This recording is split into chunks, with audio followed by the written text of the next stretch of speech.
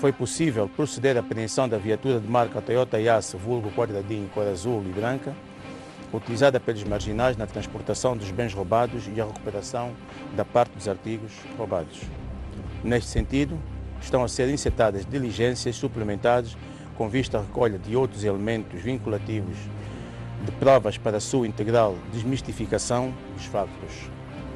O ciclo anda, mais uma vez, vem apelar a população no geral a continuar a colaborar na denúncia dos crimes.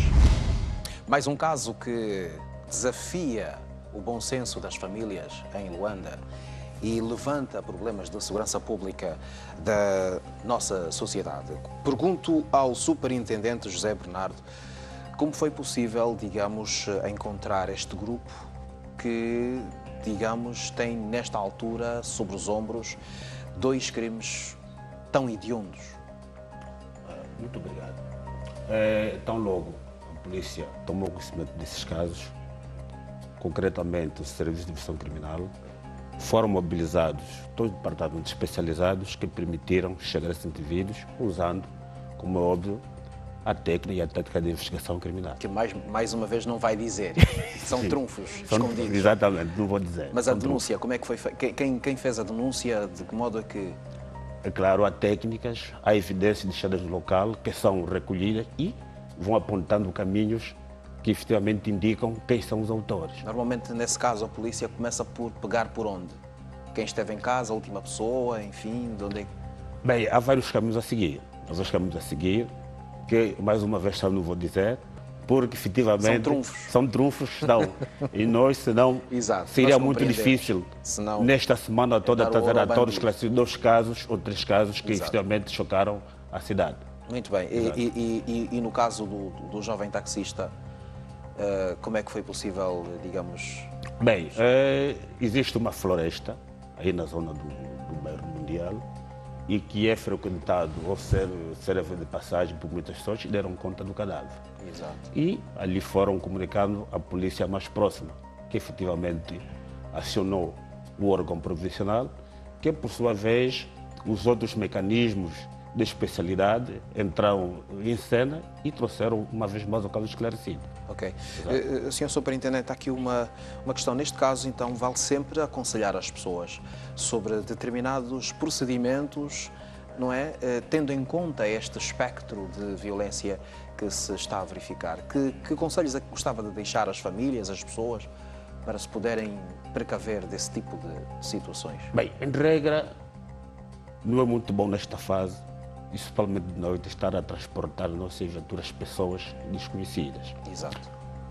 O fazer táxi... Mas o taxista não tem muita escolha.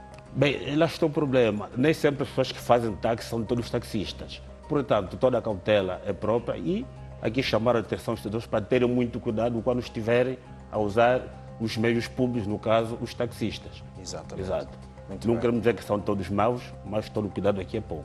Muito bem. Exato. Doutora Carla Prudente. Primeiro dizer que é preocupante porque atenta contra a nossa espiritualidade enquanto povos. Nós estamos, e essa é uma preocupação social, a tentar combater o afastamento dessas figuras, a figura do avó, do seio familiar, por tudo que tem para dar. Imagino que ele já não trabalhava, mas ficava em casa e certamente, não só pela relação que tinha com a filha, que foi manifesta, do carinho, do afeto que transmitia, mesmo por um mero sorriso, sempre que recebe a filha, mas também é uma oportunidade de transmitir valores aos netos que eventualmente ficam com ele. Exato. E facilmente vê-se na imagem que era uma pessoa de bem, o ancião.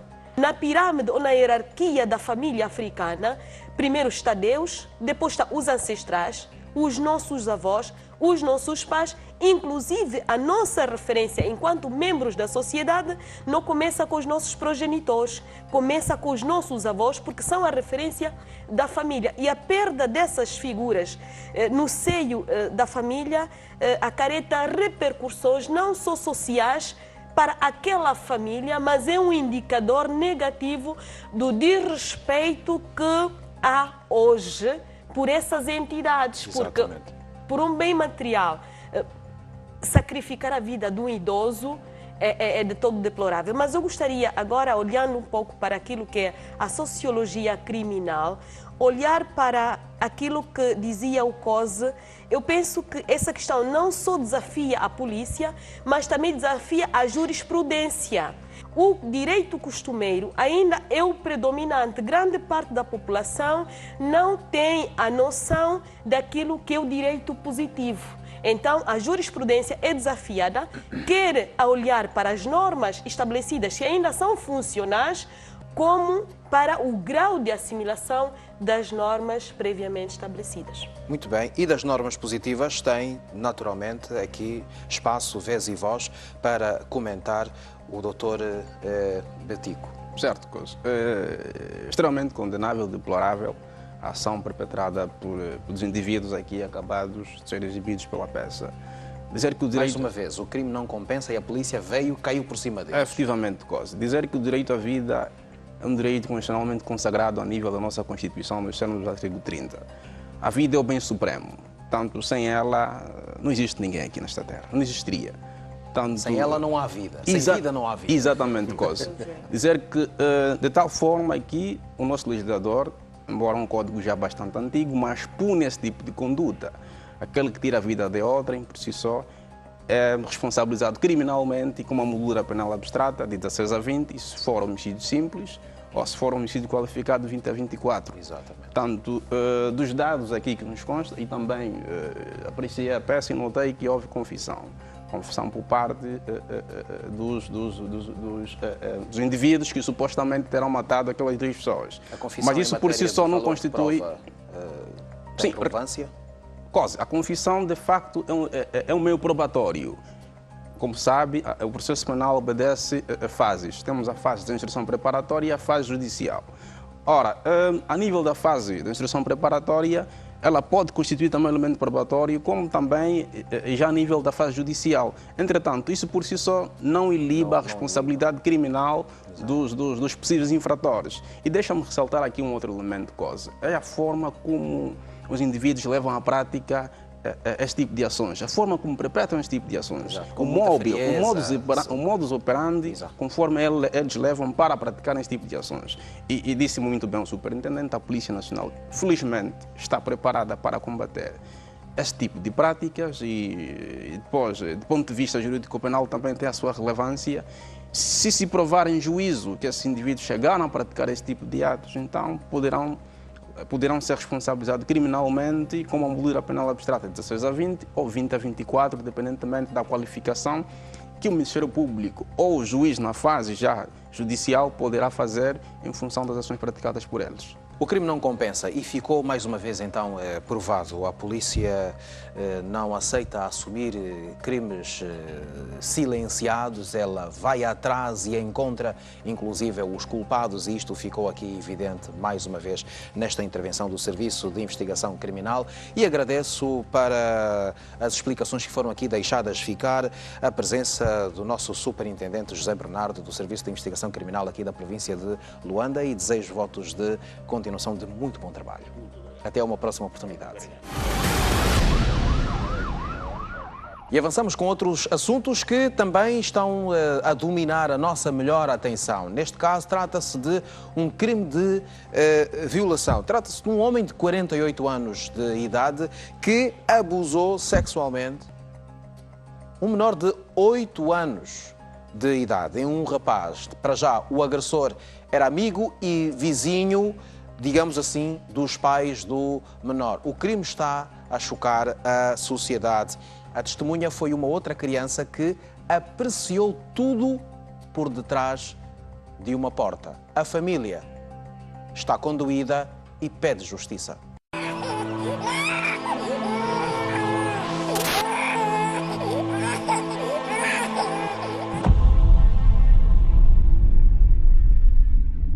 Sim, falou assim, se você falar na tua mãe, então pai, vou te bater, vou matar vosso neném e tua mãe. Ele ultimamente já mija, tipo mulher. Quem é que fez essa ferida? Ele.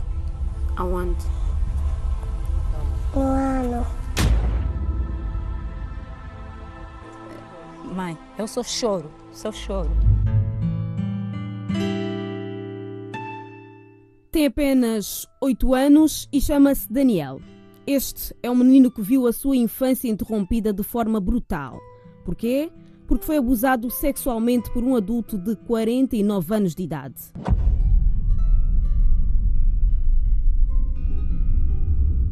Então eu estou a pedir, eu quero justiça, Eu não sei o que vai ser amanhã com meu menino. Ele ultimamente já mija, tipo mulher. Eu quero justiça, me ajudem, faz favor, vocês que são homens da lei, me ajudem.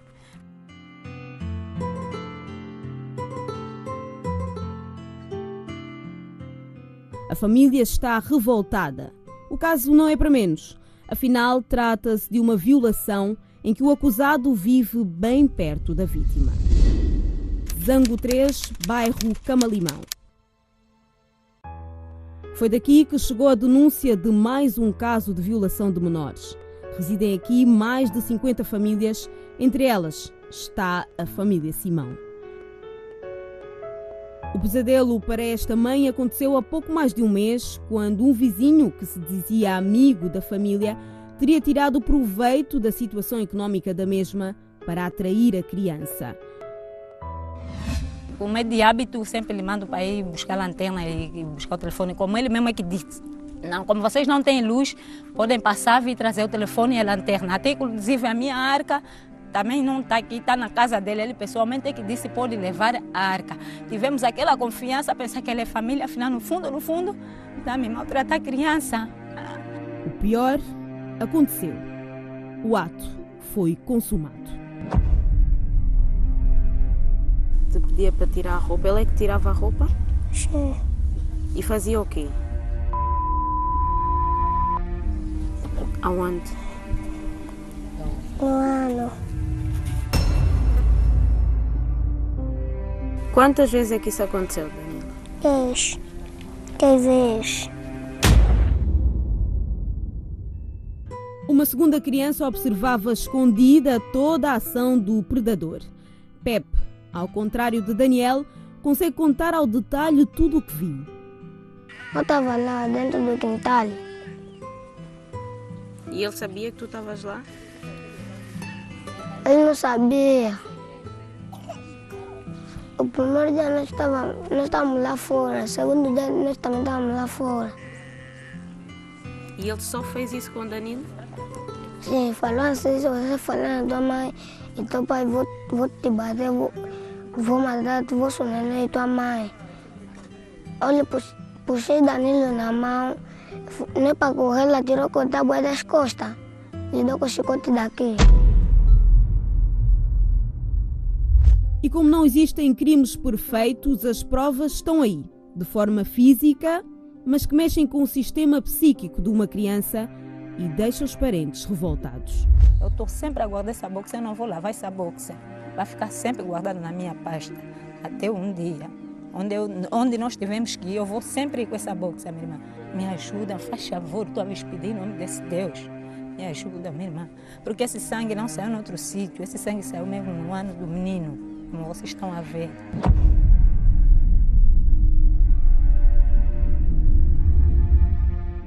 Eu fui buscar para me dar daqui da cara. Esta ferida que tens aqui, quem é que te fez? Quem é que te fez essa ferida? Ele Como é que ele te aleijou? tomou faca. Depois do abuso seguido de agressões, o menor manteve-se no silêncio. Tudo só veio à tona porque a mãe insistiu ao notar o comportamento estranho do filho. Mas eu vi, do jeito que o menino veio, o batimento do menino muito forte, parecia muito cansado o menino. Eu perguntei a Danilo, o que é que se passa? Disse, não, mamãe, estava querendo mentir. Eu disse, não, Danilo, em nome de Jesus, eu sei que você vai falar, meu filho. Alguma coisa que está a se passar contigo, porque o teu batimento está muito assim, a bater muito. Ah, não, mamãe, é o colega do papá que tem me violado. O ato deixou indignados os moradores do bairro Camalimão. Ainda nós assim somos adultos, quando o homem, desculpa a expressão, quer fazer sexo. O ato deixou indignados os moradores do bairro Camalimão. Ainda nós assim que somos adultos, quando o homem, desculpa a expressão, quero fazer sexo contigo pelo ano, no primeiro dia você não aceita, fica zarrasca, enquanto um miúdo de 7 anos. Porque não aconteceu só com o menino, porque pode ser também acontecer com nossos filhos, que ele tem que ir mesmo na cadeia. Afinal, o que leva um homem de 49 anos, com filhos inclusive, a abusar sexualmente um menor que poderia ser seu? Foi em busca desta resposta que nos deslocamos à residência do acusado. Eu estou aqui no Zango 3, no bairro Camalimão. E segundo os pais do pequeno Daniel, todo o ato aconteceu aqui, na residência do acusado, também vizinho. E por isso mesmo vamos tentar falar com o mesmo. Eu peço ao nosso repórter de imagem, Alberto Pires, que nos acompanhe. Vamos lá. Boa tarde. Boa tarde. Podemos falar com o dono da casa? Sim. Saiu? Como podem ver, não foi possível. A família diz-se ameaçada e sem respostas para a detenção do acusado. Ainda contesta o trabalho da polícia. O processo lá não estava, Viana, o processo não está, Luanda Sul, o processo não está. Então, onde é que está o processo? Eu pergunto saber, esta pergunta fica para quem tem direito à justiça. Da parte da Polícia Nacional, o trabalho foi feito. O caso está agora entregue ao Ministério Público, que para já nega-se a emprestar declarações. Mas adianta que, apesar de o acusado estar em liberdade, o processo segue os trâmites legais. Da nossa parte, resta-nos aguardar o desfecho deste crime. Nunca é demais lembrar que a lei é severa no que toca a crimes contra crianças. Nos termos da lei, o artigo 394 do Código Penal alerta de forma clara: aquele que violar menor de 12 anos será condenado à prisão maior de 8 a 12 anos de prisão. É verdade. Costuma dizer-se que na hierarquia dos valores o prazer é um valor por excelência, mas prazer de qualquer maneira, a qualquer custo, à custa de uma criança, isto é diabólico. Eu vou saudar aqui o nosso convidado Alcântara Costa, criminalista, a quem eu nunca mais tinha visto. Seja bem-vindo. Obrigado, Cos. Ao programa Segurança Pública. Obrigado. Esteve muito atento a ver esta reportagem. Está chocado? Bastante.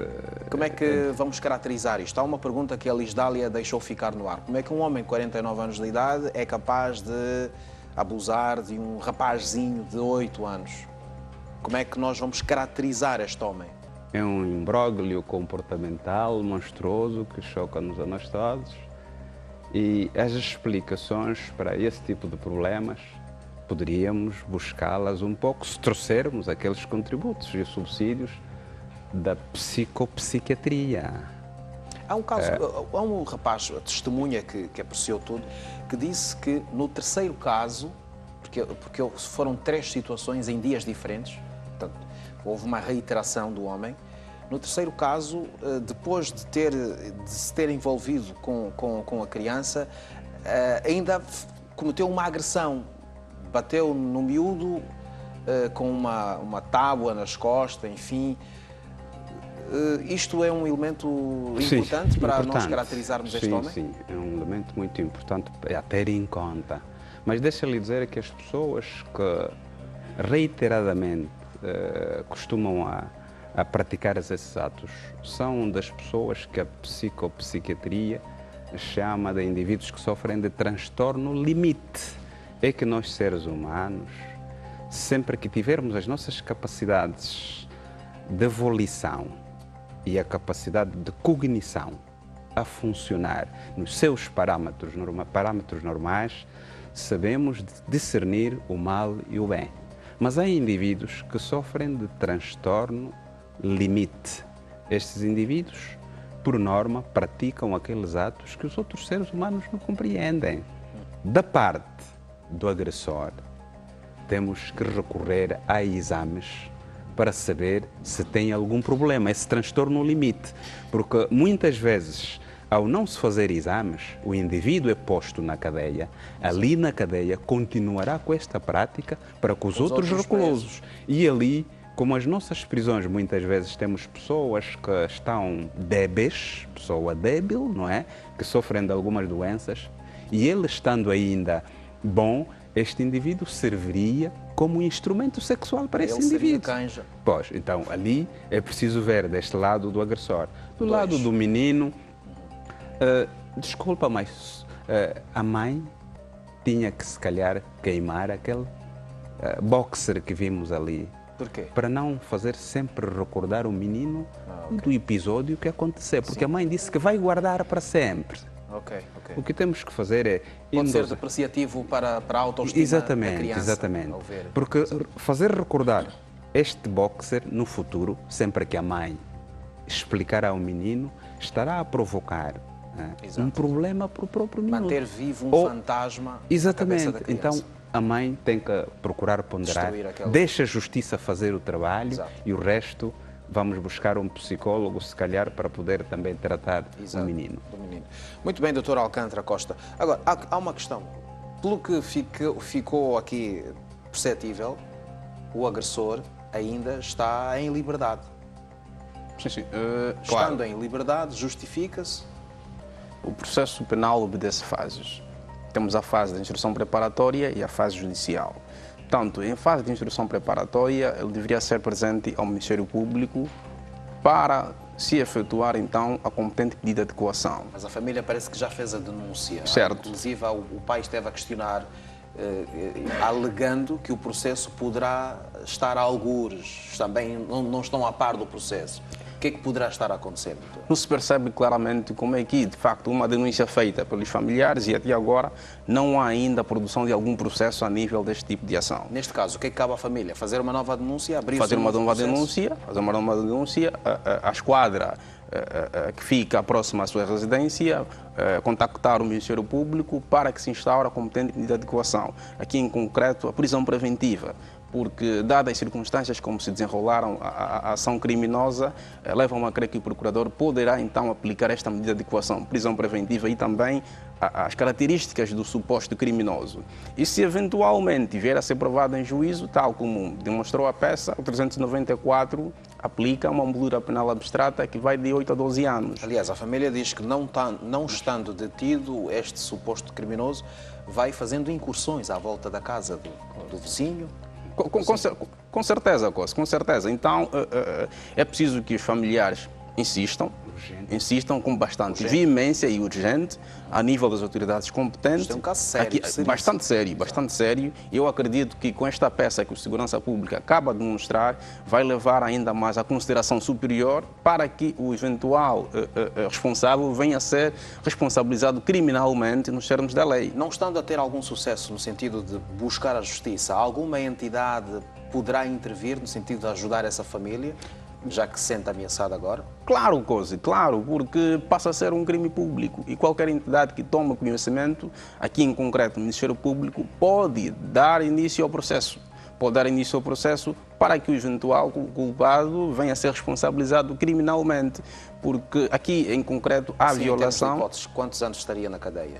Bem, há uma moldura penal abstrata, conforme o artigo 394 do Código Penal, que vai de 8 a 12 anos. Sim. Porque aqui há violação, em concreto, do bem jurídico, liberdade e a autodeterminação sexual.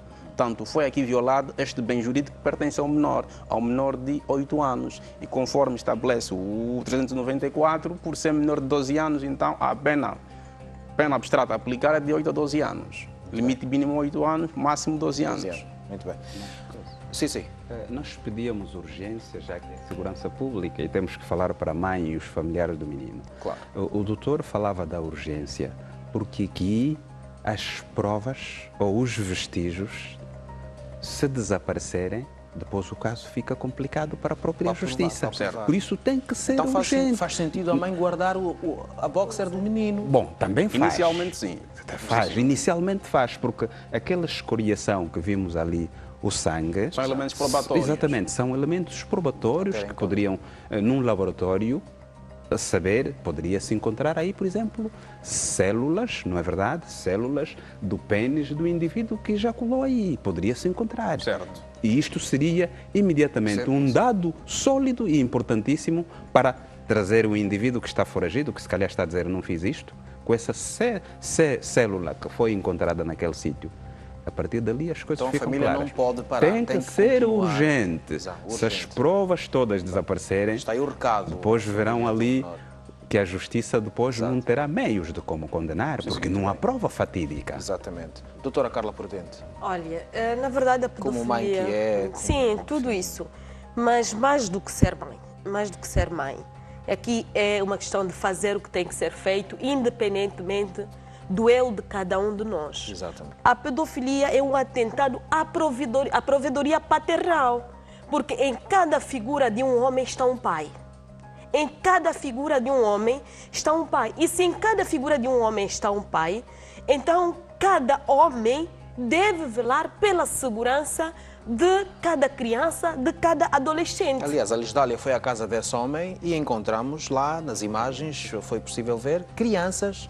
E é colega do papá. Então, exatamente. o colega do papá é aquele que a criança é recomendada a atender com respeito, a tratá-lo convenientemente. É o tio fulano. É o tio fulano Colega da do tal papá. família africana que não é só a consanguínea, mas que é o prolongamento de todas as pessoas envolvidas na relação familiar, não é? Que comporta a nossa integração social. Não é compatível um indivíduo de maior idade, quer do ponto de vista fisiológico, quer do ponto de vista psicoemocional, assim melhor dizendo, ele tem vibrações de um adulto, ele tem a presunção do que está a fazer, ao contrário da criança, no caso de 8 anos, que nem sequer se descobriu ainda como homem ou mulher, de acordo com as teorias de Freud, daquilo que são as etapas de desenvolvimento do indivíduo. Então, se ele não se descobriu ainda, quer como homem, como mulher, ao sofrer esta agressão sexual, isso também pode comprometê-lo naquilo que é a sua realização como homem para o resto da vida. E eu volto na questão que o Coase colocava, quer dizer, se na pirâmide dos prazeres o ato sexual a satisfação sexual é a primeira, também não se pode buscar uma satisfação sexual que acabe com a satisfação sexual da outra pessoa para toda a vida, quer seja ela homem ou mulher. E no caso da menina, por exemplo, isso pode comprometer inclusive a probabilidade da procriação, porque do ponto de vista físico ela não tem o aparelho reprodutor suficientemente desenvolvido para suportar um ato sexual de uma pessoa com idade completamente incompatível. Muito bem, muito obrigado, doutora Carla Prudente. De facto, este é um assunto muito pesado na edição de hoje do programa Segurança Pública. Agora vamos partir para as perguntas aqui deixadas ficar pelos nossos telespectadores aos nossos convidados. A sua melhor atenção. Eu sou Jorge Jesus. Queria saber do sociólogo em estudo o que é a estratificação social. Sou a Leila Rutequeva e a minha pergunta vai para o jurista. O que é o salvo-conduta? Olá, eu sou Simão de Oliveira. Eu gostava de fazer uma questão ao senhor criminalista que está em estudo. A questão é o seguinte, gostava de saber o que é psicose maníaco-depressiva. E começamos por esta última, ao Dr. Alcântara Costa. A psicose maníaco-depressiva. É um tipo de transtorno grave que está bem perfilado na literatura da psicopsiquiatria. Também é comparada às doenças mentais graves e crónicas e manifesta-se através de uma desordem cerebral, excessiva irritação, tristeza profunda, enfim, até aparecem ideias hipocondríacas e muitas vezes o indivíduo que sofre desse mal tem sentimentos ou pensamentos de suicídio. Mas é importante aqui realçar, Simão, que não é que todo indivíduo que sofre de tristeza profunda vamos conotá-lo como um indivíduo que tem esse mal. Não. É preciso fazer um exame psiquiátrico para que o médico possa diagnosticar e aferir se este problema na verdade existe. Muito bem, muito obrigado, doutor Alcântara Costa. Doutora Carla Prudente, estratificação social. É, na verdade, uma forma relativa de enquadrar as pessoas de acordo com os grupos em que estão inseridos, grupo econômico, grupo social, sua ideologia,